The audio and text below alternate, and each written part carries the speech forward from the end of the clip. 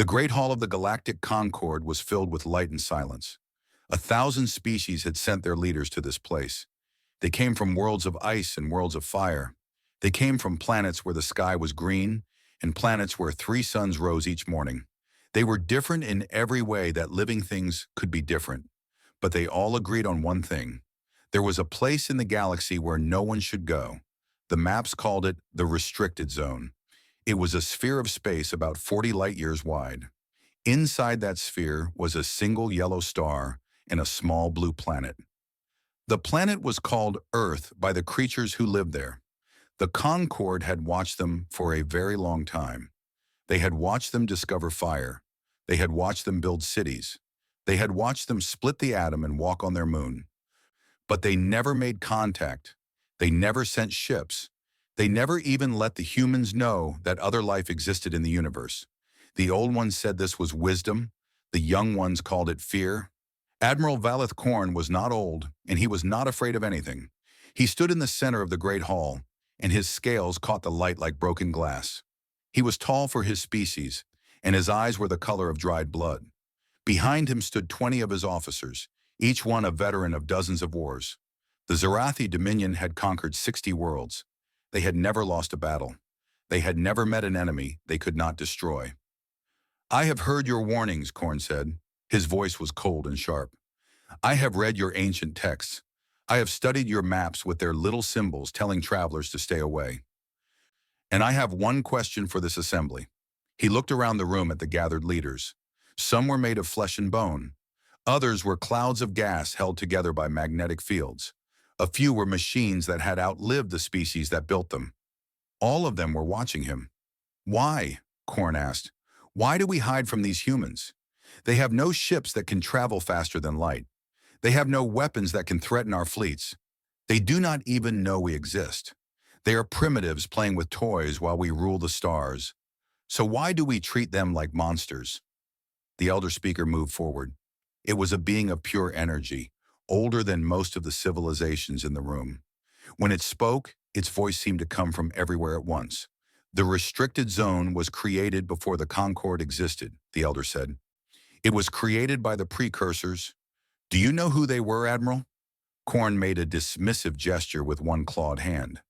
"Ancient beings, long dead. Their ruins are scattered across 100 worlds."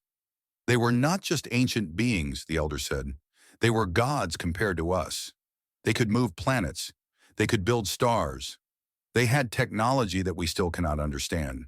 And they explored every corner of this galaxy. They met thousands of species. They studied them all." The elder paused. The light that formed its body flickered like a candle in the wind. "Then they found Earth. They found humanity. And something happened. We do not know exactly what. The records are incomplete. But we know that the precursors sent an expedition to Earth, and most of that expedition did not return. The survivors left warnings in every language they knew. They carved those warnings into stone and metal and crystal. They wanted to make sure that no one would ever forget." "What did the warnings say?" one of the younger delegates asked. "They said many things, but the message was always the same. Do not go to Earth. Do not contact the humans. Do not let them know you exist. Do not give them a reason to look up at the stars and wonder what else is out there. Because if you do, if you wake them up, if you make them angry, then nothing in this galaxy will be able to stop what comes next." Korn laughed. It was a harsh sound, like metal scraping against metal. "Stories," he said. "Fairy tales told to frighten children. The precursors are dead. Perhaps the humans killed them. Perhaps they died some other way. It does not matter. What matters is that right now, today, humanity is weak. They are divided into hundreds of nations that fight each other over patches of dirt. They have nuclear weapons pointed at their own cities. They are so busy destroying themselves that they cannot possibly threaten us." He stepped closer to the elder speaker. "The Zarathi Dominion claims the restricted zone. We claim Earth and all its resources. We claim its people as servants and its land as our territory. If the Concord wishes to stop us, you are welcome to try. But I do not think you will. I think you will stand here and watch and tell yourselves that you had no choice." The elder speaker was silent for a long moment. "You are correct," it finally said. "The Concord will not stop you. We do not have the right to prevent a sovereign dominion from destroying itself. But I will ask you one question before you go, Admiral. Just one. Ask. The precursors were more powerful than you can imagine. They had weapons that could crack worlds in half. They had ships that could cross the galaxy in hours. They had defenses that no force in the universe could break through. And yet they ran from Earth. They ran and they hid and they left warnings for anyone who came after them. What do you think you know that they did not? What makes you believe that you will succeed where gods failed? Korn smiled. It was not a pleasant expression. The difference is simple, he said. The precursors were explorers, scientists. They wanted to learn and discover and understand. They were not prepared for violence. The Zarathi are different. We are warriors. We have spent 10,000 years learning how to kill. Whatever the humans did to the precursors, they will not do it to us. We will burn their world before they have the chance. He turned and walked out of the Great Hall. His officers followed him in perfect formation. The elder speaker watched them go. It said nothing. There was nothing left to say. The warnings had been given. The choice had been made. Now there was only waiting. In the silence that followed, one of the younger delegates spoke up. Do you think he will succeed? The elder speaker flickered again, and this time it looked almost like sadness. No, it said. I think he will wake them up. And then I think we will all learn why the precursors were so afraid. The Great Hall emptied slowly. The leaders returned to their ships and their worlds, and far away on a small blue planet orbiting a yellow star, 8 billion humans continued their lives without knowing that everything was about to change. The Zarathi fleet was beautiful in a terrible way. 400 warships moved through space like a swarm of metal insects. Each ship was covered in weapons. Each ship carried thousands of soldiers. Together, they had enough firepower to crack a planet in half. Admiral Korn stood on the bridge of his flagship and watched the stars blur as they traveled faster than light. It took them 3 days to reach the edge of the Sol system. When they dropped out of hyperspace, the first thing Korn saw was darkness. The humans had not built great stations around their star. They had not filled the space between planets with ships and factories. There were a few small satellites orbiting Earth, a few probes scattered around the outer planets, and nothing else. Scan everything, Korn ordered. I want to know the location of every human ship and weapon. His officers worked quickly. The results came back within minutes. Admiral, the humans have no warships. Their largest vessels are cargo haulers that move supplies between Earth and their moon. They have some military satellites in orbit, but they are primitive. Their weapons use chemical explosions and simple projectiles. Nothing that could damage our shields. Korn felt a wave of satisfaction. The Concorde had been afraid of this. These creatures were not even a challenge. They were prey waiting to be taken. Open a communication channel, he said. Broadcast on all frequencies. I want every human on that planet to hear this. The communication officer pressed a series of buttons. Channel open. Admiral. Korn spoke slowly and clearly. He knew the humans would need time to translate his words. People of Earth, I am Admiral Valeth Korn of the Zarathi Dominion. Your planet now belongs to us. Your people now belong to us. You have one rotation of your world to surrender completely. Lay down your weapons. Turn off your defenses. Prepare to receive our landing forces. If you resist, we will destroy your cities one by one until you learn to obey. This is your only warning. He ended the transmission and waited. He expected panic. He expected desperate calls for mercy.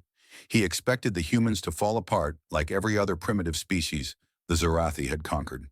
Instead, something strange happened. Every screen on every ship in the fleet suddenly changed.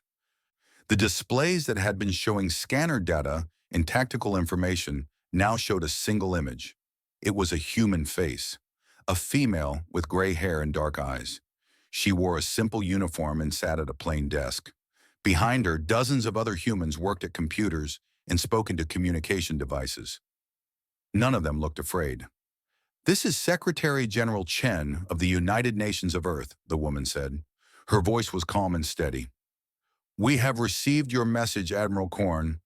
We have also scanned your fleet, decoded your language, and analyzed your weapons. You are correct that we do not have faster-than-light travel. You are correct that our ships cannot match yours in space, but you have made a mistake that I feel I should correct. She paused for just a moment. You think you are the first to threaten us? You think you have discovered a weak and helpless species. You think wrong. We have known about life beyond our planet for over 200 years. We have intercepted your radio signals. We have studied your ships from a distance. We have watched you and learned about you and prepared for the day when someone would come to our world with violence in their hearts. Admiral Korn felt something cold move through his body. It was not fear. The Zarathi did not feel fear, but it was something close. You have 24 hours to leave our system, Secretary General Chen continued. Take your ships and go back to wherever you came from. Tell your masters that Earth is not a target. Tell them that humanity is not prey. This is your only chance to survive. If you stay, if you continue toward our planet, we will destroy your fleet. Every ship, every soldier, everything you have brought to our home will burn. She leaned forward slightly. I know you do not believe me. I know you think your weapons are too strong and your ships are too many. I know you think we are primitives who cannot possibly hurt you. That is fine. You do not need to believe me. You just need to decide. Leave or stay, live or die. The choice is yours. The screens went dark. The normal displays returned. For a long moment, no one on the bridge spoke. Then one of Korn's officers stepped forward. Admiral, should we respond? Korn's claws dug into the arms of his command chair. The metal bent under his grip. No, he said. We do not negotiate with primitives. We do not run from threats. Continue the advance. All ships, full speed toward Earth, and prepare the orbital bombardment systems. If these humans want to fight, we will show them what it means to face the Zarathi. The fleet moved forward. 400 ships against one small planet. It should have been no contest at all. But deep inside the Earth, in bunkers that had been built during something called the Cold War, humans were waking up machines that had been sleeping for decades. In submarines hidden beneath the oceans, crews were loading weapons that had been designed to end the world. In command centers on every continent, officers were receiving orders that they had trained their entire lives to follow. The humans had been preparing for this moment for a very long time. Not because they knew the Zarathi were coming, but because they had always known that something would come. Some threat, some enemy, some force that wanted to destroy them. It was how they thought. It was who they were. They looked at the universe and saw danger everywhere, and they built weapons to face that danger. Now those weapons were waking up. Admiral Korn did not know this. He saw only a primitive world with primitive technology. He saw easy prey.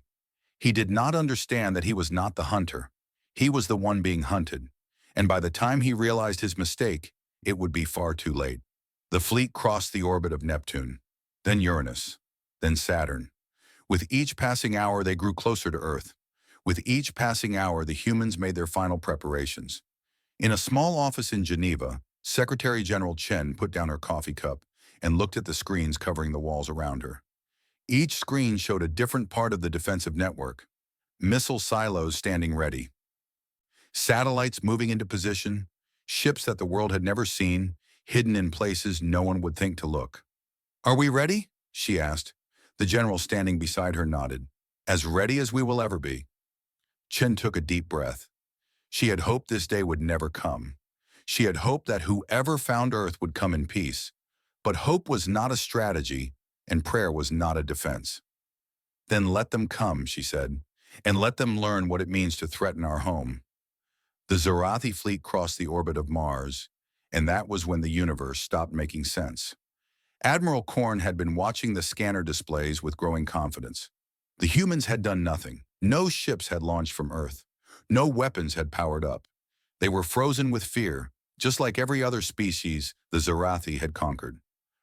In a few more hours, his fleet would be in position to begin the bombardment. The humans would surrender, and the Zarathi would claim another world. Then the first missile arrived. It came from an asteroid that the scanners had marked as dead rock. One moment there was nothing. The next moment there was a bright flash of light, and the Zarathi cruiser, Endless Fury, ceased to exist. There was no warning, no time to react. 100,000 tons of warships simply vanished in a ball of fire. What was that? Korn demanded. His officers were frantically checking their instruments. Admiral, it was a projectile weapon. It came from that asteroid at extremely high velocity. The warhead was... The officer stopped. He checked his readings again. Admiral, the warhead was nuclear, fission-based. The yield was equivalent to 50 megatons. Korn stared at him. Nuclear? That is ancient technology. How did it get through our shields? Before anyone could answer, more missiles appeared. They came from everywhere at once. From asteroids, from what had looked like dead satellites, from the dark side of the Martian moons. They were not elegant weapons. They were simple metal tubes filled with nuclear fire. But they moved faster than anything Korn had ever seen, and they hit harder than anything his shields were designed to stop. In the first 60 seconds, 37 Zarathi warships died. "Return fire!" Korn screamed. "All batteries, fire at will!" The Zarathi fleet answered with plasma lances and particle beams and gravity bombs. Weapons that could melt through mountains reached out toward the sources of the human missiles. Some of them hit. Asteroids exploded. Satellites burned. But for every launcher they destroyed, 10 more seemed to appear. And then the second wave came. These missiles were different.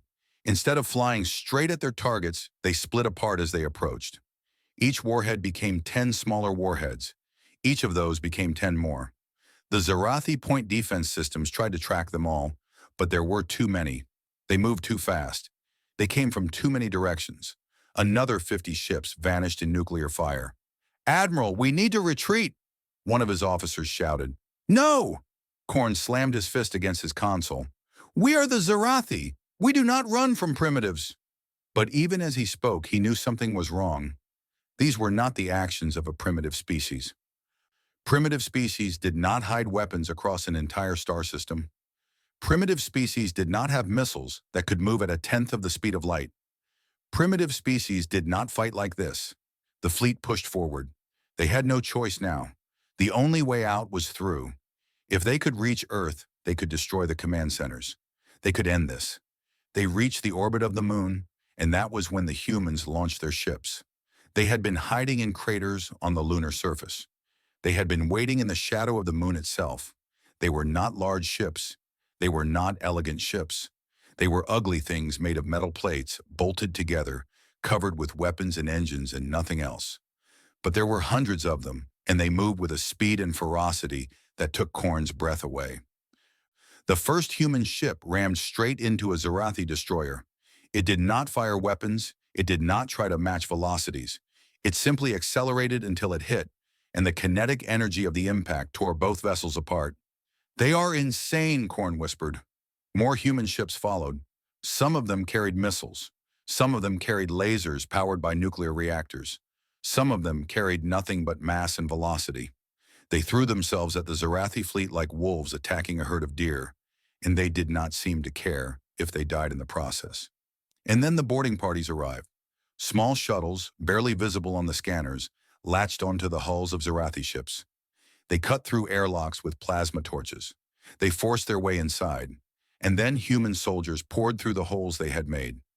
Korn watched the internal security feeds with growing horror. The humans wore bulky suits of metal armor. They carried projectile weapons that fired hundreds of rounds per minute. They did not move with grace or precision. They moved like animals, like predators, like things that had been born to kill. A Zarathi warrior was twice the size of a human. A Zarathi warrior had claws that could tear through steel. A Zarathi warrior had scales that could stop a blade. None of it mattered. The humans shot them. When they ran out of ammunition, they used blades. When their blades broke, they used their hands. They did not stop. They did not retreat. They did not surrender. They just kept coming, kept fighting, kept killing, until every Zarathi on the boarded ships was dead. One of the security feeds showed a human soldier standing over the body of a Zarathi captain. The soldier's armor was cracked and burned. Blood was leaking from a dozen wounds. But the soldier was laughing. Actually laughing, like this was some kind of game. "What are these things?" one of Korn's officers asked. His voice was shaking. Korn did not answer. He was watching the tactical display. 200 of his ships were gone. The remaining 200 were scattered and fighting for their lives. The humans had lost ships too. but they did not seem to care. Every time one of their vessels was destroyed, two more appeared to take its place. "Admiral," his communication officer said, "we are receiving a transmission from Earth, from Secretary General Chen." "Put it through." The woman's face appeared on the screen. She looked exactly the same as before. Calm, confident, not afraid at all. "I told you to leave, Admiral. I gave you a chance. You chose to stay. You chose to threaten our home. Now you will see what that choice costs." "What are you?" Korn asked. He did not recognize his own voice. It sounded weak and broken. "What kind of species fights like this? What kind of species throws their own people at an enemy they cannot defeat?" Chen smiled. It was not a happy expression. "We are human," she said. "We come from a world that has been trying to kill us since the day we evolved. We have survived ice ages and plagues and disasters that wiped out most life on our planet. We have fought wars against each other that killed hundreds of millions. We have built weapons that can destroy our entire civilization. And we have somehow managed not to use them." She leaned forward. "You asked what kind of species fights like this. The answer is simple. A species that has learned over millions of years that the universe does not care if we live or die. A species that has decided again and again that we will survive no matter what. A species that would rather die fighting than live on our knees." She paused. "Your fleet is broken, Admiral. Your soldiers are dead. You have lost. But I am going to let some of you leave. I am going to let you go back to your Concord and tell them what happened here. Tell them about the primitives who destroyed the mighty Zarathi. Tell them about the species that the precursors warned them never to wake." The transmission ended.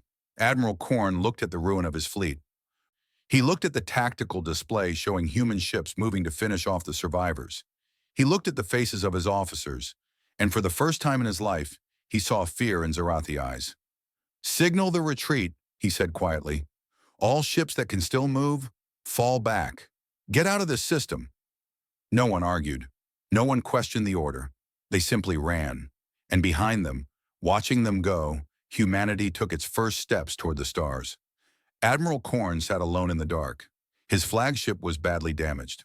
Half the systems were offline. The engines could barely push the ship forward. Of the 400 warships he had brought to Earth, only 63 remained. Most of those were crippled. Many would not survive the journey home. He had locked himself in his command chamber after the retreat. He had not eaten. He had not slept. He had simply sat in the darkness, trying to understand what had happened. The Zarathi were the greatest warriors in the galaxy. They had conquered 60 worlds. They had never lost a battle, and now they had been broken by a species that could not even travel to other stars. A soft chime announced an incoming transmission. Korn almost ignored it. Then he saw the source. It was coming from Earth. He activated the screen. Secretary General Chen appeared again. She was sitting in the same office at the same desk. But something was different. She looked tired. There were lines around her eyes that had not been there before. Korn realized that the battle had cost her something too, even if the humans had won. "Admiral Korn," she said, "I am glad you survived.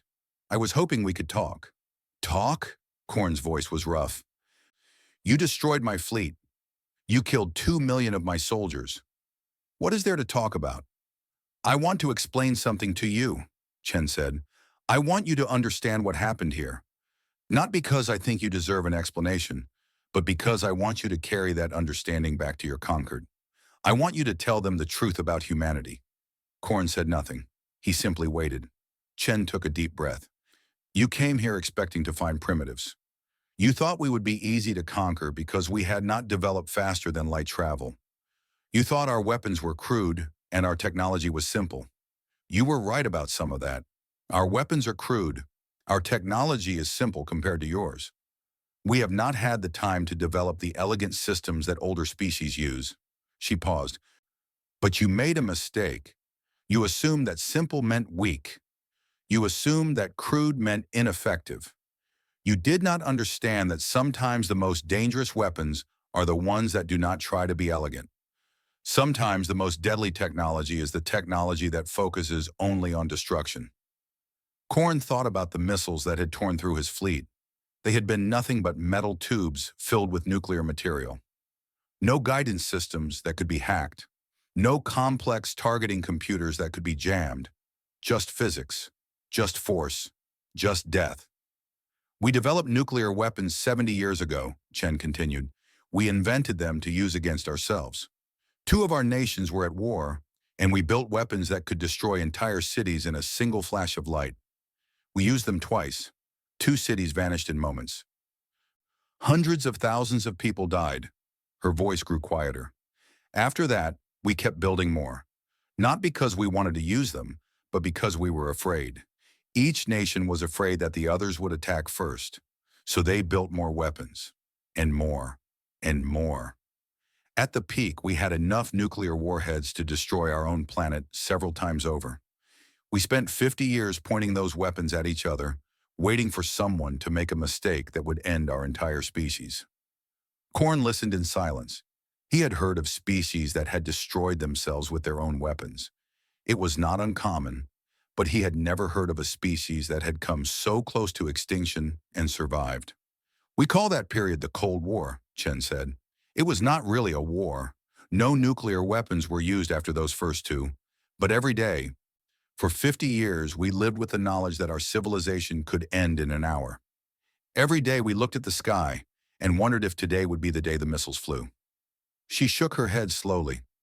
Do you understand what that does to a species? Do you understand what it means to grow up in a world where your entire civilization might be erased before you wake up tomorrow? It changes you. It makes you think differently. It makes you prepare for the worst-case scenario, always. It makes you build backups and bunkers and hidden weapons because you never know when you might need them. Korn began to understand. The humans had not built their defenses to fight the Zarathi. They had built them to fight each other. The missiles hidden in asteroids, the ships hiding on the moon, the weapons scattered across the solar system. All of it had been designed for a war that never happened, a war between humans. When we detected your signals 200 years ago, Chen said, we did not tell the public. We were afraid of what would happen. We were afraid that knowing about alien life would cause panic, or that different nations would try to make contact on their own and cause problems. So we kept it secret. Only a few people knew. But those people prepared, Korn said slowly. Chen nodded. They prepared. They took the weapons we had built to destroy ourselves, and they modified them. They built new weapons. They created the defense network that destroyed your fleet. They did all of this in secret without telling the world, because they knew that someday someone would come. And they knew that whoever came might not come in peace. She leaned back in her chair. You ask me what kind of species fights like this. The answer is a species that has spent its entire existence fighting. We fight the environment. We fight disease. We fight each other. We have been at war in one form or another since the first human picked up a rock and hit another human with it. We do not know how to stop. We do not know how to surrender. When we are threatened, we fight back. It is who we are. Korn thought about the human soldiers who had boarded his ships. He thought about how they had kept fighting even when they were wounded. He thought about the soldier who had laughed while standing over the body of a Zarathi captain. Your warriors, he said. They were not afraid to die. No, Chen agreed. They were not. Humans have a complicated relationship with death. We know that we will die someday. Every human knows this from the time they are young. But instead of making us cautious, this knowledge makes us brave. We figure that if we are going to die anyway, we might as well die for something that matters. We might as well die fighting for our people, our homes, our world. She smiled, but it was a sad expression. I lost many good people in this battle, Admiral. Each one of them knew they might not come back. Each one of them chose to fight anyway. That is not madness. That is love. They loved their families. They loved their planet. They loved humanity. And they were willing to give everything to protect what they loved. Korn sat in silence for a long time. He had never thought about war this way. For the Zarathi, war was about conquest.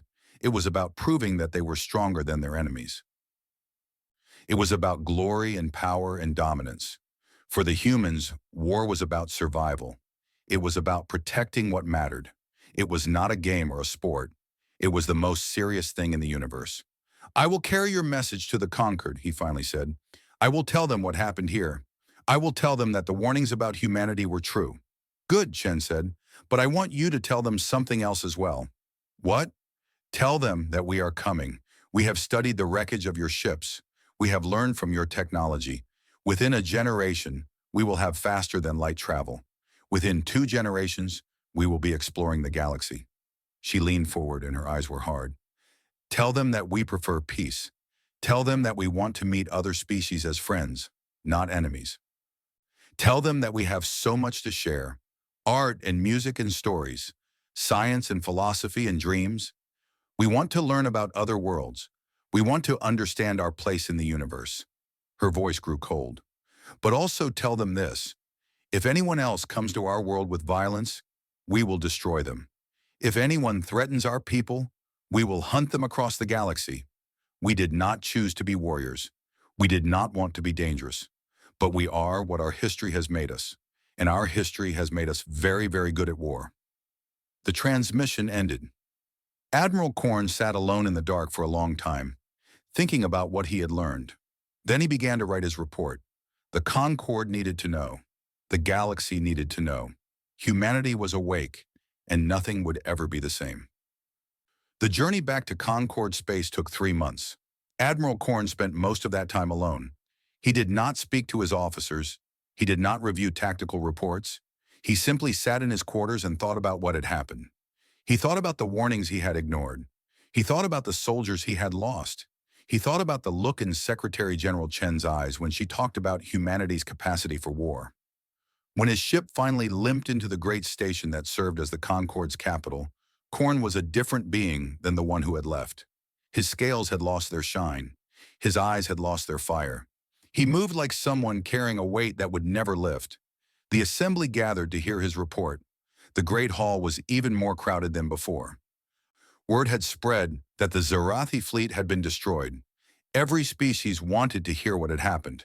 Every leader wanted to understand how a primitive world had defeated one of the most powerful military forces in the galaxy. Korn walked to the center of the hall. He did not stand tall like he had before. He did not look around with contempt. He simply stood there, small and broken, and began to speak. I led 400 warships to Earth, he said. His voice was quiet, and the hall fell silent to hear him. I brought 2 million soldiers. I had enough firepower to destroy a dozen worlds. I believed that nothing could stop us. He paused. I was wrong. For the next several hours, Korn described what had happened.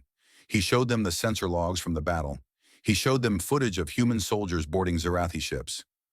He showed them the aftermath, the wreckage scattered across Earth's solar system, the crippled remnants of his once mighty fleet. The assembly watched in horrified silence. When Korn finished describing the battle, he took a deep breath.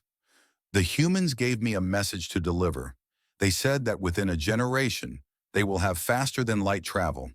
They said that within 2 generations, they will be exploring the galaxy. They are coming, whether we want them to or not. The elder speaker moved forward. Its light flickered with something that might have been fear. What else did they say? They said they prefer peace. They said they want to meet other species as friends. They have things they want to share. Art, music, stories, science. They see the galaxy as a place of wonder, and they want to explore it. Korn looked around the hall at the gathered leaders. But they also said this. If anyone else attacks them, they will destroy that species completely. Not just defeat them, not just push them back. They will hunt their enemies across the stars until nothing is left. They said they did not choose to be this way. They said their history made them into warriors, and their history stretches back millions of years, filled with war and death and survival. One of the delegates spoke up. Surely we can contain them, build a blockade around their system, prevent them from developing the technology they need. No, Korn shook his head. You do not understand. They learned from our ships. In the 3 months it took me to return here, they have already begun building new vessels using technology they took from our wreckage. If we try to contain them, they will see it as an act of war. And you have seen what they do to those who make war against them. Another delegate raised a limb. Then we destroy them now, before they become too powerful. Gather all the fleets of the conquered. attack with overwhelming force. Did you not hear what I said? Korn's voice rose for the first time. I brought 400 warships. They destroyed us with weapons they built to use against themselves. They have been preparing for war since before they knew we existed. They have bunkers under their mountains filled with weapons we cannot imagine. They have soldiers who laugh while they die, because dying for their world is the greatest honor they know. He stepped closer to the delegate who had spoken. I have seen the faces of humans in battle. I have watched them fight when they were wounded, when they were outnumbered, when any sane species would have surrendered. They do not stop. They do not give up. They do not know how. If the Concord attacks Earth, we will not destroy humanity. We will unite them. We will give them a common enemy. And then they will come for us with everything they have. The hall was silent. The elder speaker drifted forward until it was beside Korn. The precursors warned us, it said. They told us never to wake the humans, never to give them a reason to look up at the stars with anger in their hearts. We did not listen. Admiral Korn did not listen. And now we must face the consequences of that choice. What do we do? Asked one of the younger delegates. If we cannot contain them and we cannot destroy them, what options do we have? Korn answered before the elder could speak. We have one option. We do what the humans suggested. We meet them as friends. The hall erupted in noise. Delegates shouted at each other. Some called Korn a coward. Others demanded that something be done. The chaos went on for several minutes before the elder speaker raised its light and called for silence. Admiral Korn is correct, the elder said. The humans have offered us a choice, friendship or war. After what we have seen today, I do not believe anyone here wants war. It turned to address the entire assembly. We will send a delegation to Earth, not warships, not soldiers, diplomats, scholars, beings who can show humanity that the galaxy is not their enemy. We will offer trade and knowledge and alliance. We will show them that the attack by the Zarathi does not represent all of us. The elder's light flickered. And we will hope that they believe us. We will hope that their desire for friendship is genuine. Because if it is not, if humanity decides that the galaxy is too dangerous to leave intact, then I do not believe anything will be able to stop them. In the weeks that followed, the Concord prepared its delegation. The finest diplomats from a dozen species were chosen. Gifts were gathered from across the galaxy. A message of peace was crafted, expressing regret for the Zarathi attack and hope for a better future. The delegation ship departed for Earth on a morning that seemed brighter than usual. On Earth, humanity watched them come. The governments of the world had been arguing for weeks about how to respond. Some wanted to destroy the ship as a warning. Others wanted to capture it and learn its secrets. But in the end, Secretary General Chen made the decision. Let them land, she said. Let them speak. We told them we prefer peace. Now we have to prove it. The Concord ship landed in a field outside Geneva. The delegation emerged slowly, uncertain of what they would find. What they found was a crowd of humans, thousands of them, gathered to watch the first official contact between Earth and the galaxy. The humans did not attack. They did not run away. They simply watched with curious eyes as beings from other worlds walked on their soil. The head of the delegation, an ancient creature from a world of eternal twilight, approached Secretary General Chen.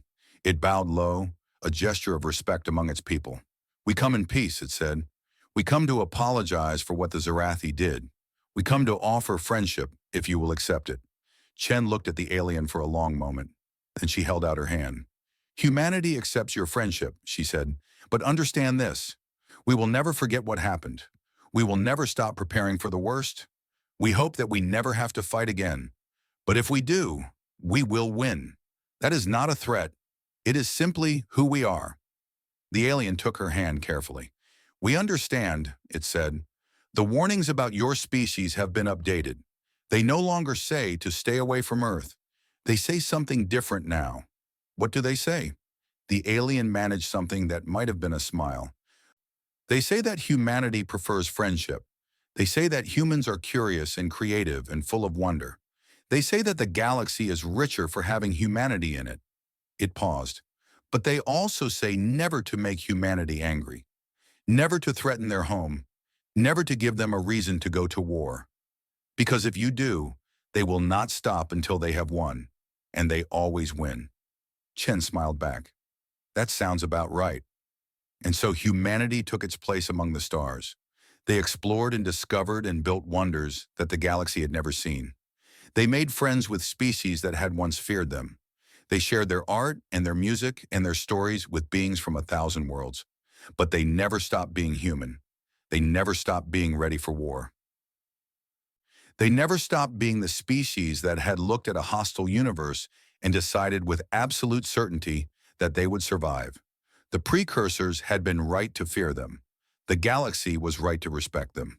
And somewhere in the great archives of the conquered, a new entry was added to the records. It described a small blue world orbiting a yellow star. It described a species that had risen from nothing to challenge the masters of the galaxy. And it ended with words that would be remembered for millennia to come. Here dwells humanity. They prefer friendship. They dream of peace. They are capable of great kindness and great wonder. But do not test them. Do not threaten them. Do not make them afraid. Because when humanity's afraid, they do not hide. They fight, and they do not know how to lose.